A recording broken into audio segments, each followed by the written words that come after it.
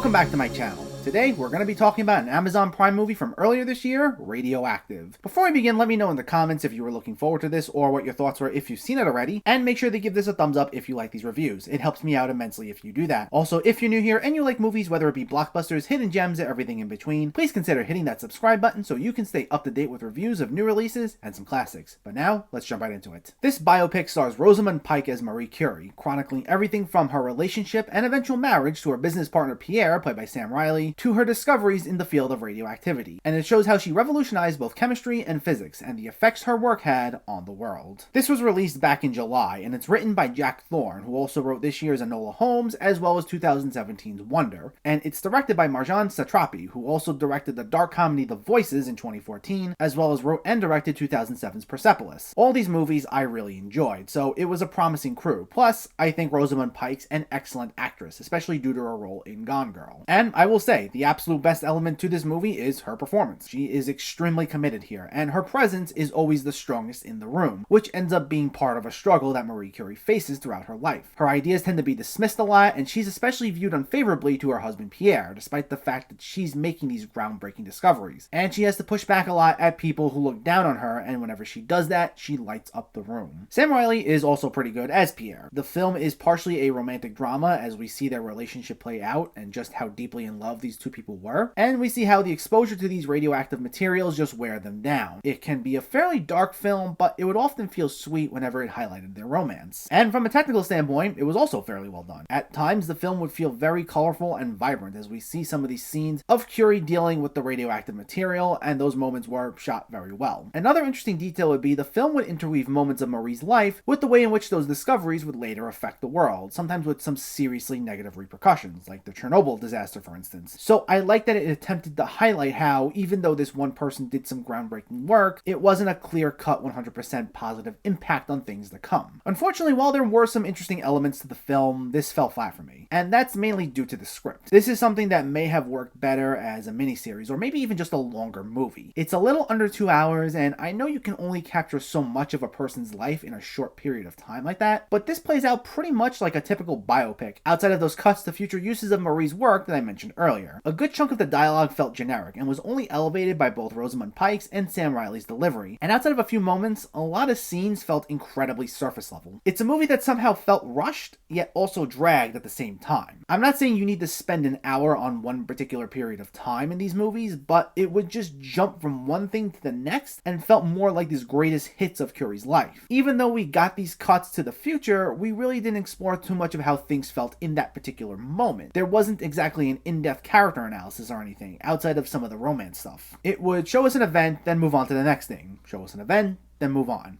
And repeat. It reminded me a bit of 2018's Bohemian Rhapsody, which was structured a bit similarly with Freddie Mercury's life, bouncing from one thing to the next very quickly. And I don't think that film's perfect either, but at least in each scene there, it had this theatrical, larger-than-life feel to it, and was still entertaining in the little time we spent in each moment. This, on the other hand, felt emotionally distant, and it didn't feel like it was trying to engage with the audience all that much. There were only so many times we felt a connection with these characters, because the dialogue isn't all that strong, and we only spend so much time in one particular moment. And as a result, it's kind of a hard time to stay interested, outside of just watching these solid performances. So the film felt like a drag to get through. I think if it gave itself more time to be in the moment and get to know these characters a little better, I'd be on board with this. But I was ready to check out, not even halfway through.